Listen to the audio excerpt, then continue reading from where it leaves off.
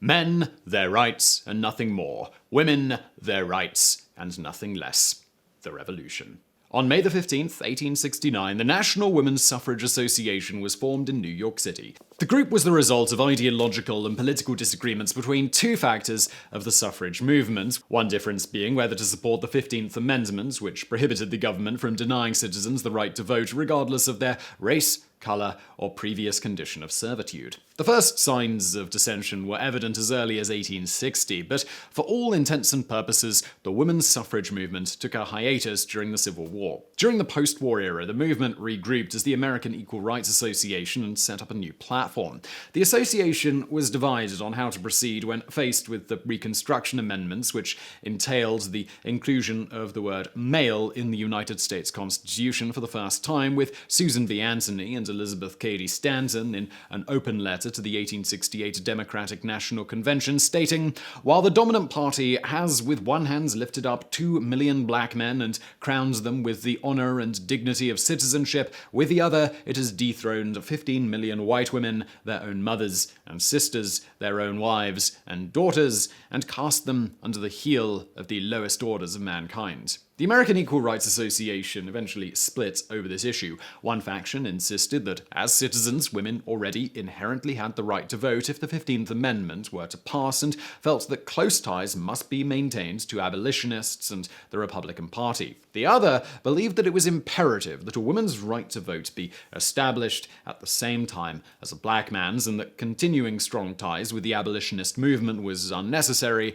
and potentially detrimental given certain perceived previous betrayals, such as the aforementioned use of male in amendments. Supporters of the latter perspective included women such as Susan B. Anthony and Elizabeth Cady Stanton, who went on to form the National Women's Suffrage Association, also known as the National, with Stanton serving as the organization's first president. Their weekly newsletter, The Revolution, although short-lived, packed quite a punch. Its purpose was to aid the working women of America and reflected the agenda of the National. It was, however, not without controversy, even among other women suffragists. For instance, Stanton stated in The Revolution, in a not-so-subtle attempt to appeal to white Southerners and play on certain people's fears that they'd soon be marginalized in government, "American women of wealth, education, virtue, and refinement, if you do not wish the lower orders of Chinese, Africans, Germans, and Irish with their low ideas of womanhood to make laws for you and your daughters, demand that women, too, shall be represented in government."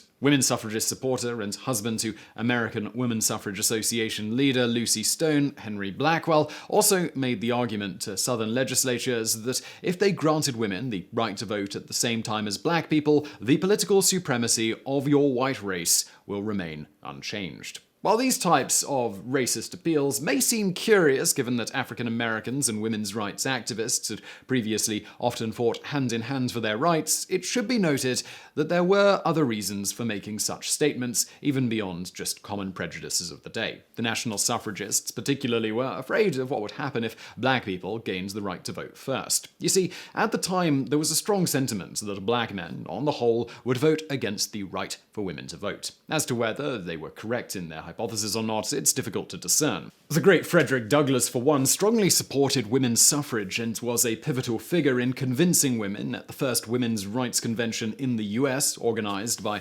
Stanton and Lucretia Mott, that women must fight for the right to vote. This was something Stanton was heavily pushing for, but Mott thought would make us ridiculous. Douglass stated at that meeting that if women could not vote, he could not, in good conscience himself, accept the right to vote, and that in this denial of the right to participate in government, not merely the degradation of women and the perpetuation of a great injustice happens, but the maiming and repudiation of one half of the moral and intellectual power of the government of the world.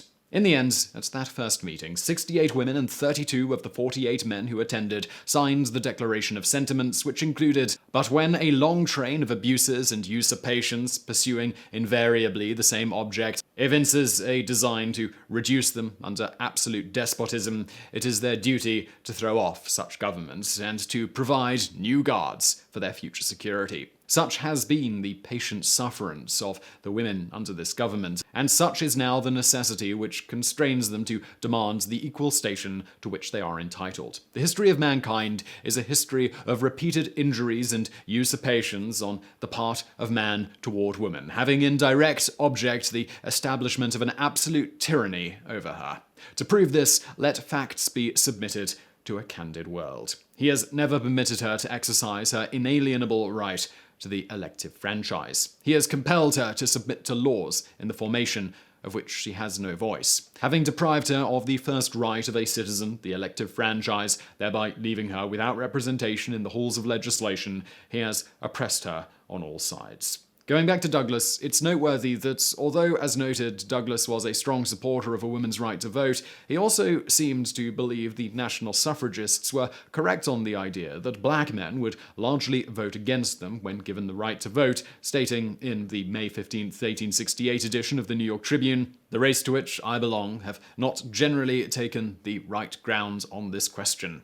Whatever the case, during the country's centennial celebration in Virginia in 1876, members of the National approached the stage after the Declaration of Independence was read.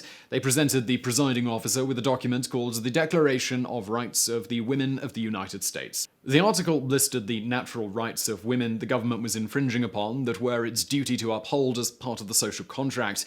It went on to state, "It was the beast of the founders of the Republic that the rights for which they contended were the rights of human nature. If these rights are ignored, in the case of one half of the people, the nation is surely preparing for its own downfall. Woman has not been a heedless spectator of the events of this century, nor a dull listener to the grand arguments for the equal rights of humanity. From the earliest history of our country, woman has shown equal devotion with man to the cause of freedom, and has stood firmly by his side in its defense. Together, they have made this country what it is. Women's wealth, thought, and labor have cemented the stones of every monument man has reared to liberty. We ask of our rulers at this hour no special favors, no special privileges, no special legislation. We ask justice. We ask equality. We ask that all civil and political rights that belong to citizens of the United States be guaranteed to us and our daughters forever."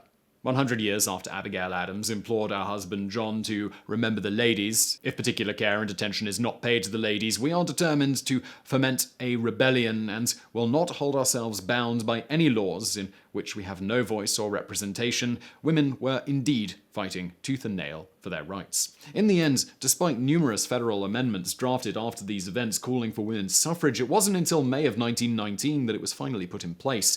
That year, President Woodrow Wilson called for a special session of Congress with the purpose of passing the suffrage bill. It passed with 42 more votes than necessary in the House. It then passed 56 to 25 in the Senate. The states themselves ratified it, with Illinois, Wisconsin, and Michigan being the first, and Tennessee the last of the needed 36 states to ratify the bill. Thus, in the summer of 1920, the 19th Amendment to the Constitution was put in place, finally allowing women in all states the right to vote.